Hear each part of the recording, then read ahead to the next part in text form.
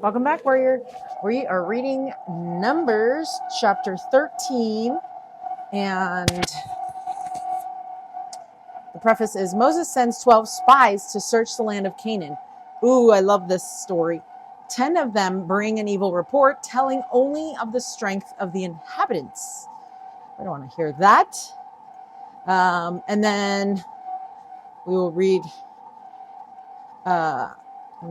some Redheaded Hostess commentary as well with some quotes.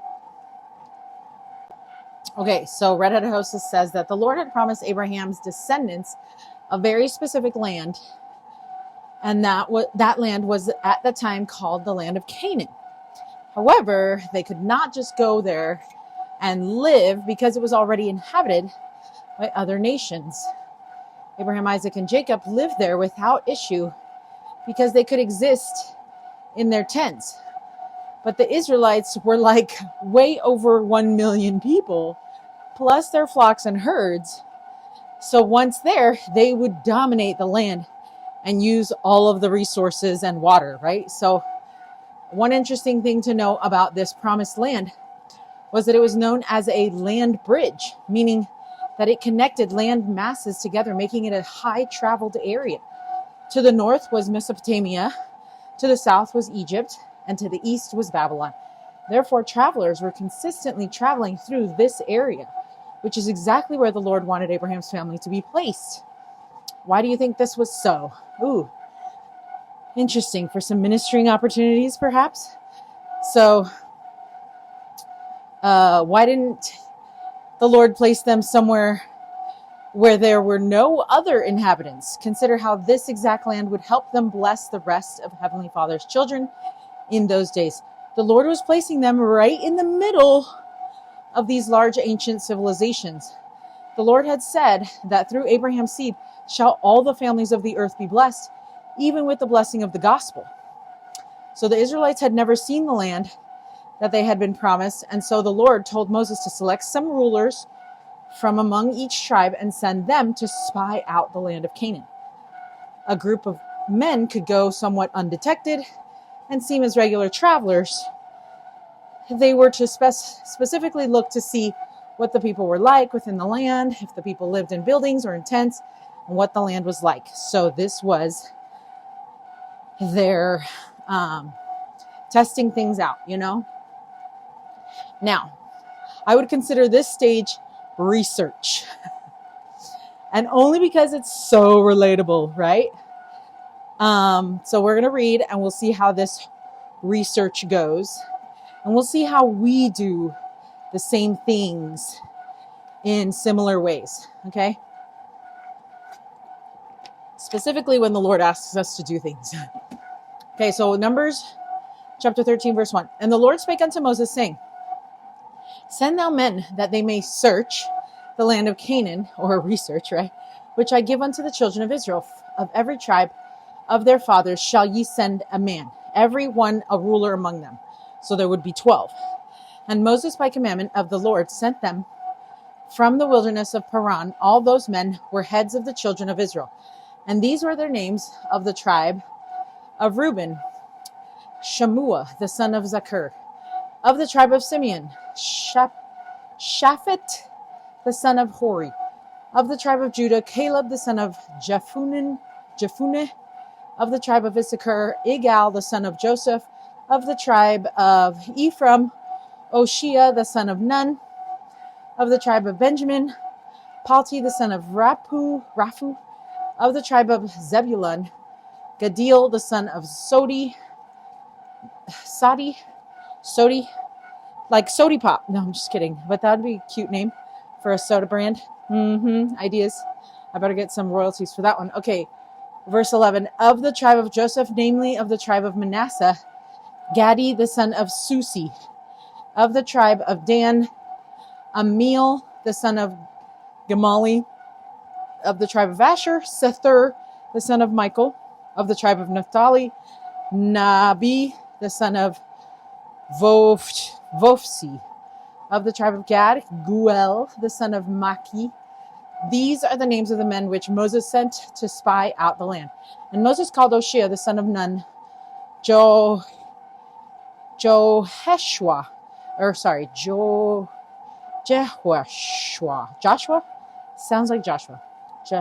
Jehoshua. All right. And Moses sent them to spy out the land of Canaan and said unto them, get you up this way southward and go up into the mountain and see the land, what it is, and the people that dwelleth therein, whether they be strong or weak, few or many. And what the land is that they dwell in, whether it be good or bad, and what cities they be that they dwell in, whether in tents or in strongholds, and what the land is, whether it be fat or lean, whether there be wood therein or not, and be ye of good courage, and bring of the fruit of the land. Now the time was the time of the first grapes.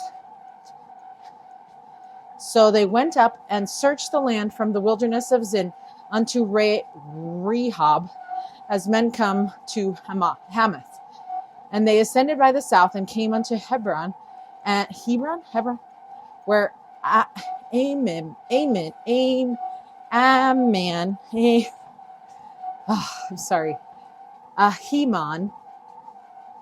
Sheshai, and Talmai,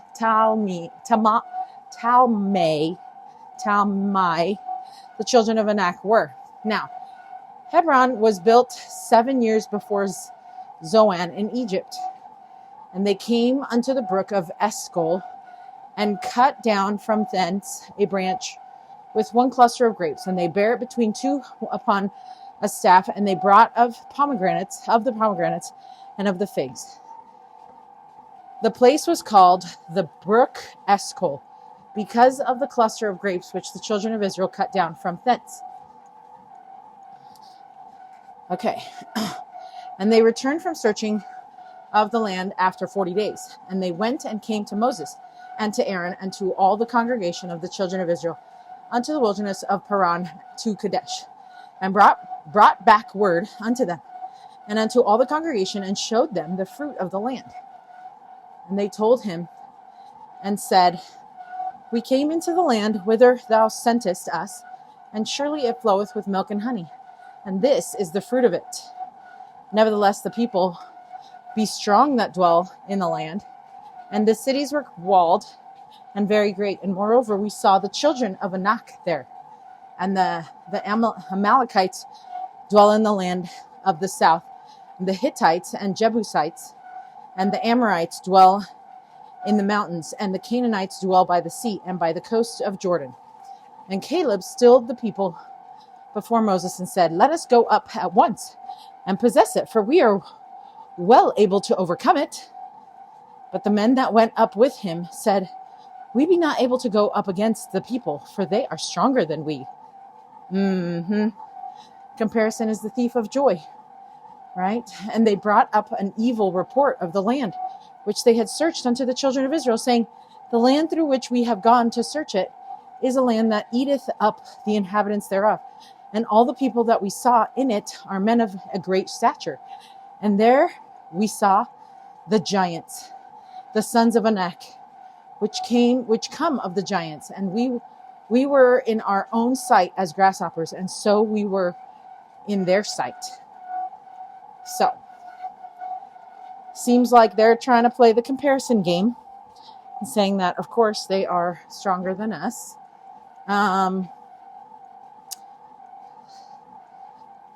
Let's see, Caleb. Who is Caleb's son? Or who's Caleb to this whole group? Looks like it's the tribe of Judah is Caleb who went up. Okay? And said that they should just go. Which makes sense, right? Sometimes when the Lord calls us to do things, I feel like I research a lot and do a lot of like looking around, like, oh, look at these people. They're so much better than I am. They're so much cooler. They do so many things more than me, and they have so many followers, and so how am I going to, compete with them? And so we try to we try to,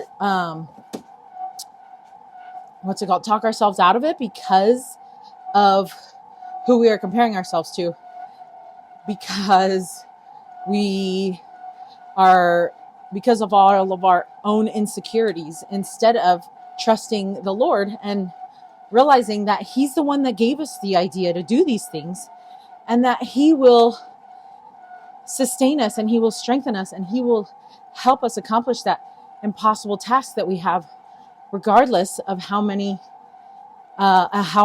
we compare ourselves to others, right? And then what's going to happen is we're going to be able to see the miracle that the Lord is performing in our lives and be even more committed to him, right? So it's just like hard things are opportunities for us to grow in our testimony of Jesus Christ if we can just bring him with us to do these things.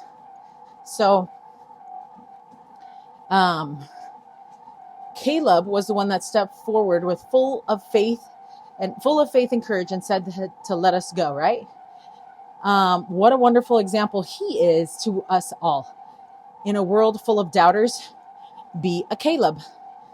And the spies that had gone with him into the land disagreed with him and said, we be not able to go up against the people because they're stronger than us, right? That's what they said. Their reasons were practical, but reflected their lack of faith and understanding of how the Lord could strengthen them and that the Lord was capable of fulfilling his promises. So then those men went among the Israelites. So they were spreading, okay, and brought an evil report. So they were spreading around the news of how intimidating the other people could be, right? Instead of spreading the news that like, oh, this is going to be easy, don't worry, the Lord's going to be with us. Instead, they instilled fear into people because they were telling people that there were giants and that they looked like grasshoppers to them. And like such dramatic things would spread that fear throughout the entire Israelite nation, and nobody would want to go up against people like this, nor would they have the confidence to do so. Because of that, and it would require a whole lot more convincing to be able to go, like, to make that many people be on board with something. You can't even have the slightest doubt, because if you do, people will sense it. And so it's sad, but it's true. Okay, so I was going to do the Read It, Live It. Okay, Read It, Live It is based on verse 30. And it says, let us go up at once and possess it, for we are well able to overcome it.